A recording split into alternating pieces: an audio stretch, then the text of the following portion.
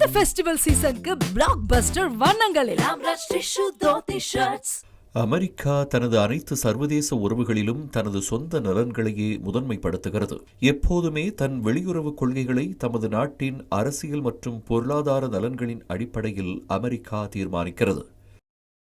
வெளிநாடுகளில் அமெரிக்க பெருநிறுவன நலன்களுக்கு ஏற்ற சூழலை உறுதி செய்வதில் அமெரிக்கா எப்பொழுதும் குறியாக இருக்கும். ஒரு நாட்டின் ஜனநாயக அரசால் அமெரிக்க நிறுவனங்களுக்கு கடுமையான கட்டுப்பாடுகள் ஏற்படும் போது அமெரிக்கா அந்நாட்டில் ஜனநாயகத்துக்கு எதிராக போர் தொடுக்கிறது. அமெரிக்கா ஒரு நாட்டின் மீது போர் நடத்தும் முறை வித்தியாசமானது. உலகம் முழுவதும் உள்ள தீவிரவாத மற்றும் தனி இராணுவ அமைப்புகளுக்கு அமெரிக்கா ஆதரவு அளித்துள்ளது. மக்களாட்சி நடந்த நாடுகளில் அடக்குமுறையால் ஆட்சியை கைப்பற்றிய எண்ணற்ற சர்வாதிகார ஆட்சிகளுக்கும் அமெரிக்கா பல்வேறு உதவிகளை வழங்கியிருக்கிறது. முதலில் குறிப்பிட்ட நாட்டில் அரசுக்கு எதிரான தீவிரவாத குழுக்களை உருவாக்குகிறது. அந்த தீவிரவாத குழுக்களுக்கு மறைமுகமாக CIA மூலம் நிதியுதவி செய்கிறது. கூடுதலாக தீவிரவாத குழுக்களுக்கு ஆயுத பயிற்சி அளிக்கிறது. தீவிரவாத குழுக்களின் வருமானத்திற்காக பெரும்பாலும் போதைப்பொருள் வர்த்தகத்தை நடத்த அமெரிக்கா உதவுகிறது. மேலும் அதிநவீன ஆயுதங்களை கொள்முதல் செய்யவும் துணை செய்கிறது. கடந்த 30 ஆண்டுகளுக்கும் மேலாக அமெரிக்கா இதே வகையில்தான் செயல்பட்டு வருகிறது.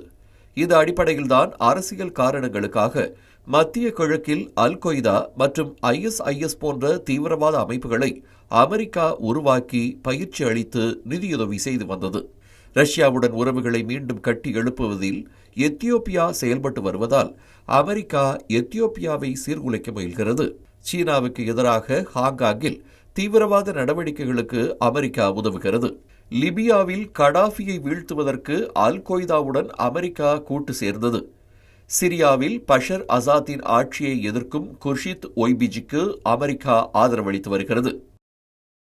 செர்பியாவில் உள்ள கொசோவா தொடங்கி மத்திய கிழக்கு நாடுகள் உட்பட ஆசியாவில் வங்கதேசம் மற்றும் உக்ரைன் போன்ற நாடுகளிலும் உள்நாட்டு அரசியலில் அமெரிக்கா தலையிட்டு வருகிறது. இதே வகையில்தான் அமெரிக்கா, கனடா, ஆஸ்திரேலியா, இங்கிலாந்து மற்றும் சில ஐரோப்பிய நாடுகளில் இந்தியாவால் தடை செய்யப்பட்ட காலிஸ்தான் தீவிரவாதிகள் சுதந்திரமாக செயல்படுகிறார்கள். அந்நாடுகளும் காலிஸ்தான் தீவிரவாதிகளுக்கு ஆதரவாக உள்ளன.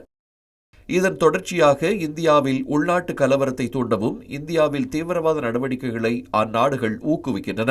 கனடாவில் காலிஸ்தான் தீவிரவாதி நிஜார் படுகொலை சம்பவத்தில் இந்தியாவுக்கு தொடர்பு என கனடா பிரதமர் தொடர்ந்து குற்றம் சாட்டி வருவதும், இந்தியாவில் காலிஸ்தான் தனிநாடு கோரிக்கைக்கு கனடாவில் பொது வாக்கெடுப்பு நடத்தியதும், இந்தியாவால் தேடப்படும் காலிஸ்தான் தீவிரவாதிகளுக்கு அடைக்கலம் கொடுப்பதும், அவர்களுக்கு அரசு பாதுகாப்பு துறையில் அரசு வேலை அளிப்பதும், கனடாவில் இந்துக்கள் மற்றும் இந்து கோவில்கள் மீதான காலிஸ்தான் தீவிரவாதிகளின் வன்முறைக்கு உதவுவதும், இப்படியாக கனடா அரசு இந்தியாவுக்கு எதிரான நிலைப்பாட்டை எடுத்துள்ளது. கனடாவில் வரும் தேர்தலில் வெற்றி பெற சீக்கியர்களின் ஆதரவை பெறும் நோக்கத்தில் கனடா பிரதமர் ஜஸ்டின் ட்ரூடோ காலிஸ்தானுக்கு ஆதரவாக இருக்கிறார் என்பது உண்மை என்றாலும் அதன் விளைவுகள் ஆபத்தானதாக இருக்கிறது.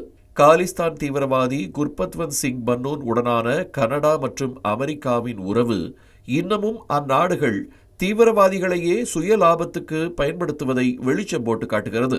சர்வதேச அரங்கில் வேகமாக வளர்ந்து வரும் இந்தியாவின் வளர்ச்சியை தடுக்க காலிஸ்தான் தீவிரவாதிகளை மேற்குலக நாடுகள் ஆதரிக்கின்றன என்று புவிசார் அரசியல் வல்லுநர்கள் கணிக்கின்றனர்.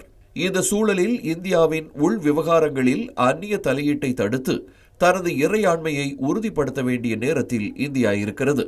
கனடாவை தீவிரவாதத்துக்கு ஆதரவளிக்கும் அரசு என்று முத்திரை குத்திய இந்தியா, இந்தியர்களுக்கு ஆபத்தை விளைவிக்கும் தீவிரவாதிகளுக்கு உலகின் எந்த நாடும் உடந்தையாக இருப்பதை இந்தியா பொறுத்து கொள்ளாது என்பதையும் ஆணித்தரமாக சொல்லி வருகிறது.